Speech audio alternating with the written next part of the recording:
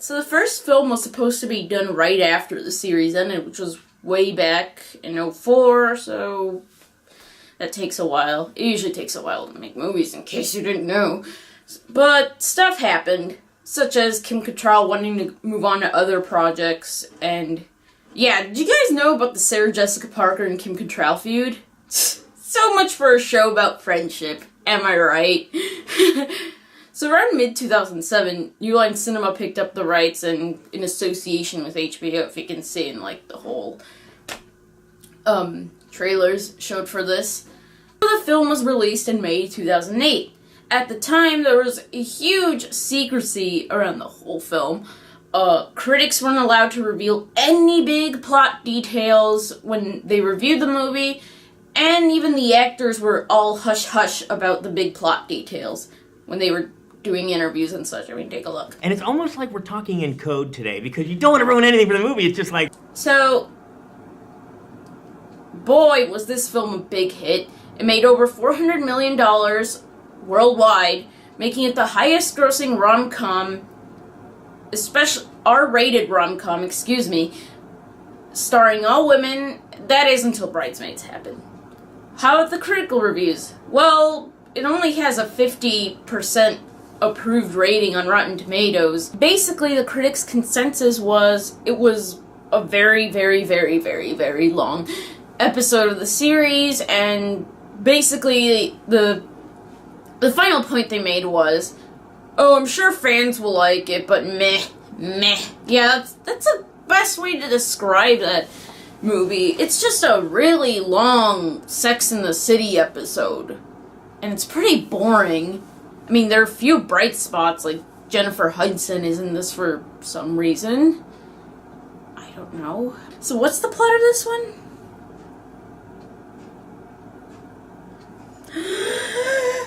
Carrie and the girls are all like, "Wait, life is awesome," and Carrie's still with poopy Mr. Big. And they talk about marriage, and he's like, "Okay, cool, let's get married." And Carrie goes nuts over this, and is somehow featured on a special issue of Vogue, talking about weddings for every decade of life. Meanwhile, Miranda finds out from Steve that he cheated on her, and they split, and this makes my poor little heart sad, because Steve and Miranda were my OTP, plus this makes no goddamn sense in terms of characters. I call shitty writing on Michael Patrick King's part. Charlotte is still with her divorce lawyer, and their adopted daughter, Lily, is big. Like 3 or 4 years old. Who cares? They dress her up. Samantha now lives in LA with her young-ass actor boyfriend, but is hitting on her next-door neighbor and misses her old ways. Yeah, she doesn't really do one-night stands as much as she used to. So anyway, back to Carrie, because she matters more than the rest of them. Carrie gets in and over her head with the whole wedding, to the point where she invites twice as many people as she originally intended. The night before, Big has second thoughts because goddamn his commitment issues. Also, apparently Miranda said something that marriage sucks or some shit. The big day is here, but Lily gets Carrie's cell phone and hides it in her purse, and Big decides to call Carrie to call it all off, but Carrie goes to the wedding waiting there and ends up calling Big, and he tells her that he's not ready for her. Wah! It's all dramatic and shit. And the rest of the movie is just filler. Yeah, they go to Mexico, but Carrie's sad through it. Oh, and Charlotte freaks out about drinking water there, but once it gets her, yeah. Oh, and Samantha makes a comment about Miranda's bush. No, really. And Jennifer Hudson shows up as Carrie's assistant, and she has problems with her ex. Jennifer Hudson, you're too good for this. I guess she really needed a paycheck. Plus, she just won an Oscar, so it's the post-Oscar win curse, sorta. Charlotte gets pregnant and has a baby girl and names her Rose. Miranda eventually confesses to Carrie that it might have been her fault, even though really it isn't, and Carrie gets all bitchy at her. But guess what? Miranda and Steve do get back together. Yay! Samantha splits up with Smith and goes back to her old ways. Oh yeah, and Carrie and Big also get back together. The end! Boy, that took a lot out of me. So, there was one critic who responded to the whole backlash against the first movie. His name was Roman Seto, and he basically equated this to sexism. Goddamn sexism. Well, let me tell you, Seto, how about me? I hate the majority of Michael Bay films, especially those Transformers sequels. And I hate the majority of rom-coms. What does that make me? I have, yeah. So what does that make me? But yeah, I agree with the critics on there. If you were a huge fan of the show, it satisfies your needs. The first film satisfies your needs, your fix, whatever. Oh, but that fucking sequel. Good God, do I hate this sequel.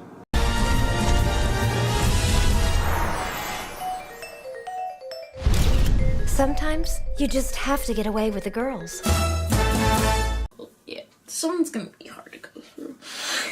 If there's one thing I do like about this sequel, and it's really only this one thing, it's the intro to the sequel. But here's the problem with that intro. It would have looked better in the first movie, you know, as a way to introduce new fans into this. You know, it's a good way to be like, oh yeah, I'm interested in watching all 6 seasons of the show. Cool! But no, God! I feel bad for anyone who had to go see this sequel without any knowledge of 6 seasons in that movie, the first movie, and God! Oh God, why? This...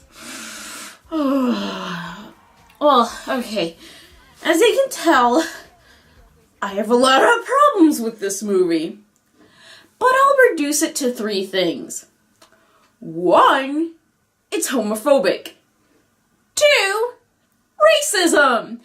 And 3, which is honestly the biggest problem in this movie, what plot? Carrie's the only character that matters. Screw the other characters. Oh, and Samantha, I guess, kind of matters too.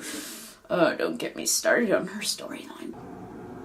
You know, if you haven't really paid attention, there haven't been many well-written gay, lesbian, you know, LGBT characters out there, especially in films, especially in TV shows. Usually, writers just think, oh, their gayness is their personality, nothing else. We're just gonna have to point it out. Yeah, this movie is one of those.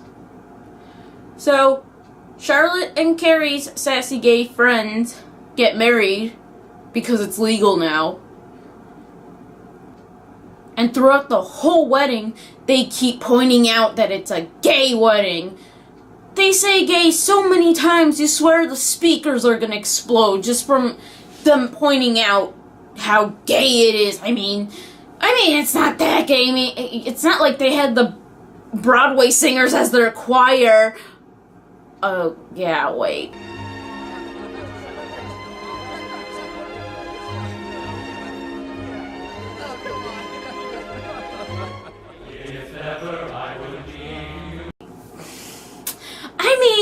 Let's not shove it in your face more that this is a gay wedding with Broadway singers, oh yeah, and swans, and Sanford makes a Madonna reference. Yeah, because that's what gay people do. All gay people make references to Madonna because Madonna's a gay icon. I mean, it's not like they're gonna have, like, some big gay icon come in and, like, do a cameo. Liza Minnelli, what are you doing? You're dead to me, movie. Yeah. So yeah, this whole wedding is just, they keep pointing it out that it's a gay wedding, and it's like, wait, you guys are from New York City. I mean, yeah, at that time it was, they were in Connecticut. It was legal, but do you really need to point it out that it's a gay wedding? Oh my God, 2 men getting married. What are you? Are you some, like, little small town that has never heard of gay people or think gay people are the devil? Well, what about them character subplots? Well, the first thing we know is Miranda quit her job because her boss is a dick. And that's all you know. Until the end, but we'll get to that in a bit. Charlotte recently hired a Scottish nanny, and they want you to know she has big boobs. Yeah. And this causes her to worry because Samantha points out that maybe her husband could cheat on her with the big-titted Scottish nanny. You know, I thought this was a movie geared toward women. The shots they have of the Scottish nanny with the big boobs. It's like, look at it, she has big boobs. And they play Scottish music in the background. It's like, what are you doing? It's so male-gazy. This is, oh God. It seems it wasn't only the children that were captivated by Charlotte's Irish nanny and her lucky charms. And Samantha is in menopause, and she takes every pill known to man to keep her young. Yeah, can you see where this one's going? Oh, let's get to the most important character, Carrie. Carrie is now married to Mr. Big. And she recently wrote a new book about what happens after you say I do. She meets this fan of hers at Stanford's wedding, and she's all like, oh, we're like the same age, we're twins, and then she asks her, are you guys gonna have kids? And she's like, well, no. And then, like, bitch fan judges her. It's like, well, bitch, not your problem. So what if your role model are not gonna have kids? So what? It's the new world. And so Big and Carrie's wedding anniversary happens 2 years. Because it's been 2 years since the last film. Hey, at least they're going through continuity or somewhat. Carrie goes all out and buys him a vintage Rolex watch with some cool inscription there, I guess. Aw, you're so sweet, Carrie. What did Big get you? Oh, Big gets them a flat screen TV, and it's not like he broed out their very nice New York apartment. It's very nice. I mean, look at it. But how does Carrie react? She bitches. Of course, that's classic Carrie. She starts yelling at him like, how dare you get us a flat screen TV? But his reasoning for getting a flat screen TV is so they could watch old black and white movies together. And Carrie still bitches. Like, she still bitches. It's like, God, bitch.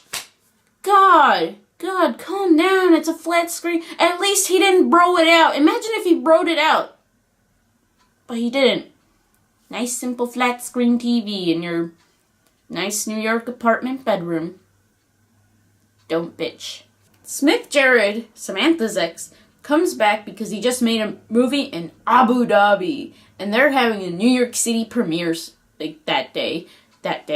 And boy, look at them cameos. Mother of God. Oh yeah, especially Penelope Cruz, who I guess serves as a plot point, sort of, but then you forget about her. Yeah, Penelope Cruz's character is this, like, Spanish bank lady from Madrid, of course, because that's where all Spanish people come from, Madrid. No, not any of these other cities.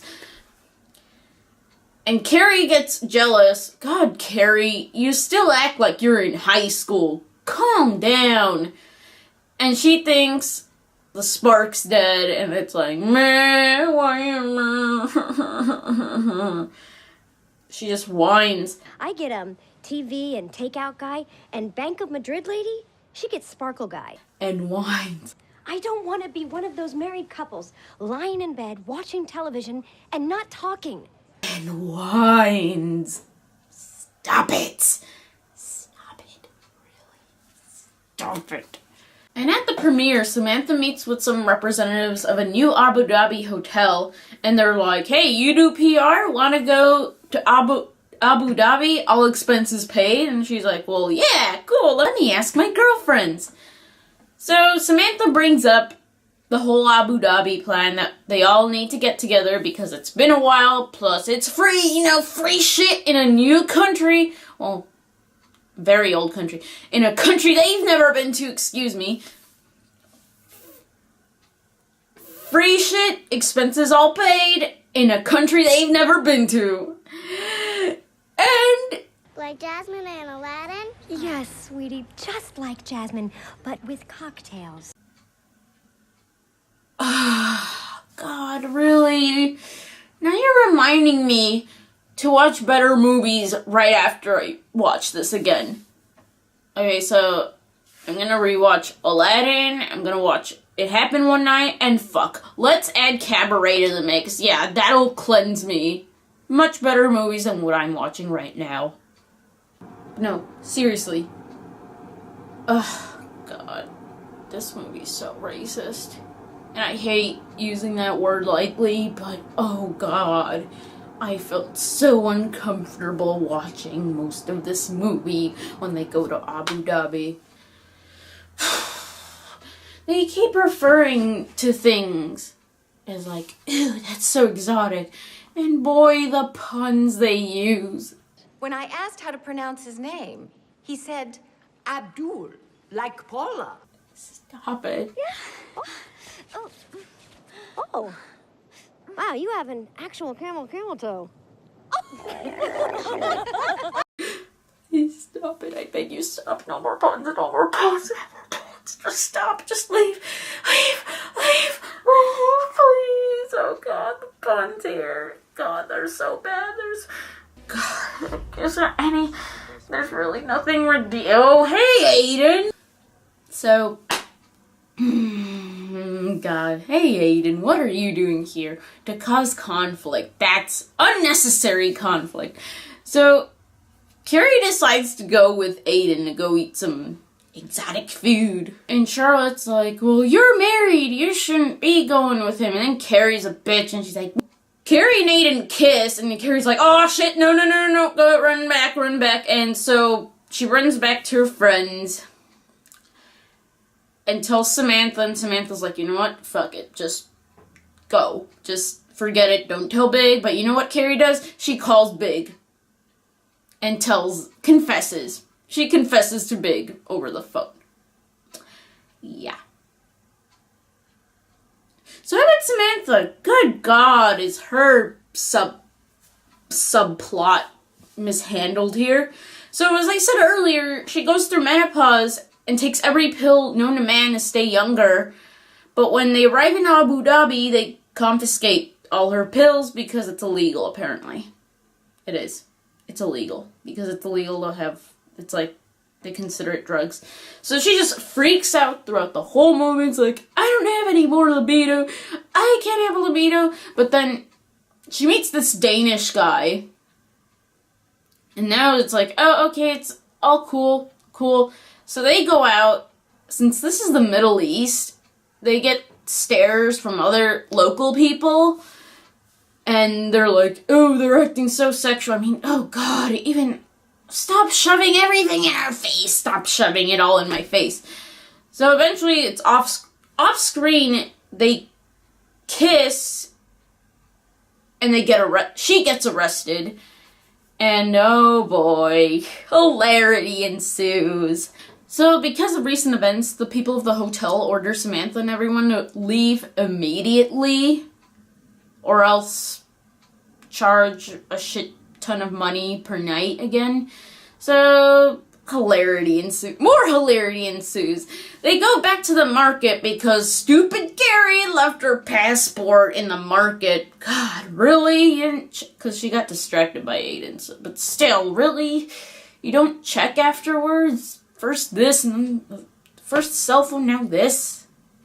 Condoms. See? Samantha uses condoms. Look at them prudish Muslim men. Pointing and laughing. And being all, ooh, shocking. She's a libertine. She's a slut.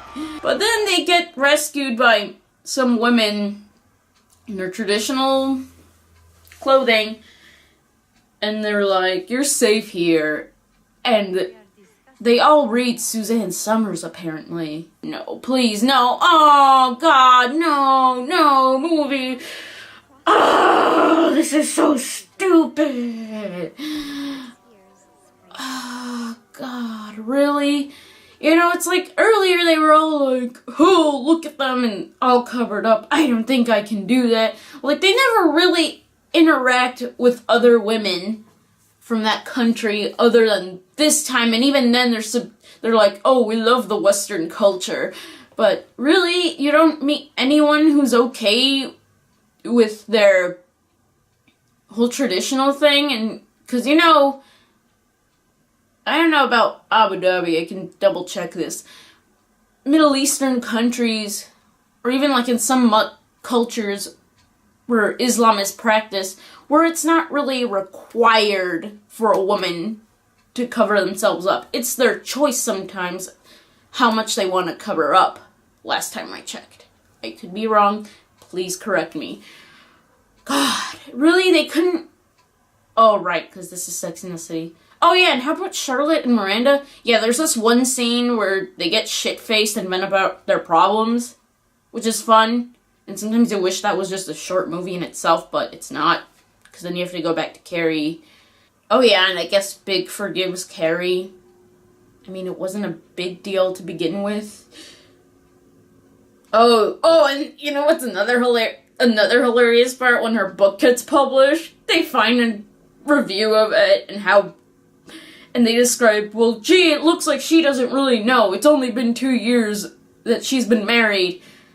It's like a really bad review. Oh, God. Man, it's like, I wonder if that same critic saw this movie and be like, yeah, this movie knows no shit. Nothing. Oh, God. Fuck this movie. Especially the homophobia, the racism, and Carrie Bradshaw. This is her at her worst. Mostly her and one of my favorite characters, Samantha. Going from a pretty powerful scene at the series finale where she takes off her wig to her whining about losing her pills because boo fucking who, I want to stay young. They could have taken this opportunity where she accepts not taking pills, that it's a part of life of her to get old, and being old isn't that bad. But then again, what do I know? I haven't been in that stage of life, but I've known plenty of women who do and accept it. But nah, she goes back to the good old US of A to fuck Danish guy on the beach. The first film gives fans what they wanted to see, and I guess some closure. The second film, I'm pretty sure Michael Patrick King went on fanfiction.net, found this story that we saw, and was like, hey, let's throw money into this and make it a sequel. That, and it's terribly rushed. There was no point for a sequel other than make more money on this franchise that it should be dead. You know, what could have been better is if they just made the movie just an HBO only thing, where it just had Carrie and Big getting married and some other happy stuff, no need for conflict. I'm pretty sure there are quite a few episodes where there isn't any stupid conflict. Maybe something for like the comedic value. But no, let's make it a feature film, put stupid conflict to drag it out so we can make more money. Now if you excuse me, I'm gonna go watch some better movies. But before that, maybe I should take a peek at my messages. Let's see. What is on the internet today? What's this? You're kidding me. You're really kidding me. No, stop, no!